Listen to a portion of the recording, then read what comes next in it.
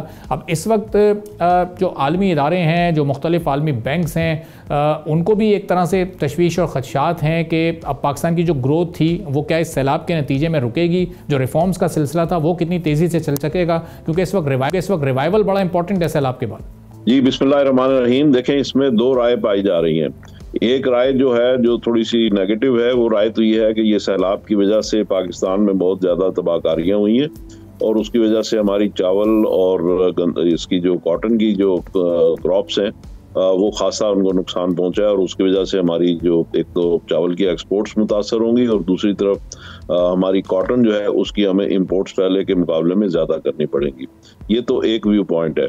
दूसरा view point ये है कि हमें इससे एक अपॉर्चुनिटी भी मिलेगी, क्योंकि जब भी कभी सैलाब आता है तो उससे ज़मीन जरखेज हो जाती है और आइंदा आने वाली जो फसलें होंगी उसमें तकरीबन 6-7% की ग्रोथ हम देख सकते हैं।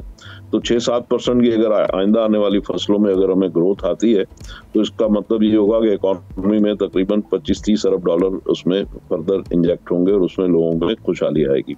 और दूसरी बात यह कि जो अभी वहाँ पे रिलीफ वर्क होगा और डेवलपमेंट का वर्क होगा, कंस्ट्रक्शन वर्क होगा, तो उसमें भी काफ़ी गवर्नमेंट इन्वेस्ट करेगी और उसकी वजह से भी मार्केट में कुछ बेहतरी आने की तवक्को है। एज फार दी हमारी जो क्रॉप्स और एग्रीकल्चर का ताल्लुक है तो उसमें हो सकता है कि हमें कुछ इंपोर्ट्स में जाना पड़े और उससे हमारे ज़र मुबादला के जो ज़खायर हैं उनके ऊपर प्रेशर आ सकता है। लेकिन अगर हम ओवरऑल पाकिस्तान की अगर इम्पैक्ट देखें और पिक्चर देखें तो पाकिस्तान में इंशाल्लाह अब ये जो सऊदी अरब के साथ जो हमारा एग्रीमेंट हुआ है, अमेरिका के साथ जो हमारी एक अच्छी रिलेशनशिप बननी है टुवर्ड्स दी बिजनेस क्लाइमेट, तो और फिर ये कि हमारी 17% के करीब हमारी अमेरिका में ग्रोथ भी आई है। फिर इंडिया के ऊपर जो कुछ उन्होंने टैरिफ की रिस्ट्रिक्शंस लगाई हैं उसके भी फ्रूट्स हमें मिलेंगे। कुछ हमारी चाइना को एक्सपोर्ट्स पहले से बढ़ी हैं।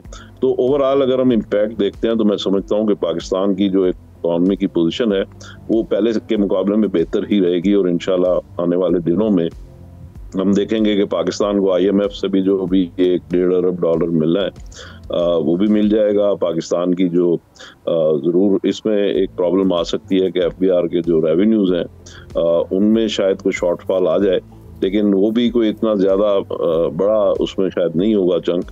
तो ओवरऑल मैं देख रहा हूँ कि इसमें जो पाकिस्तान की इकॉनमी की कंडीशन है वो इंशाल्लाह बेहतर होगी और इंशाल्लाह उसमें कंसोलिडेशन होगी। सब्सक्राइब करें और बेल दबाएं ताकि कोई खबर रह न जाए।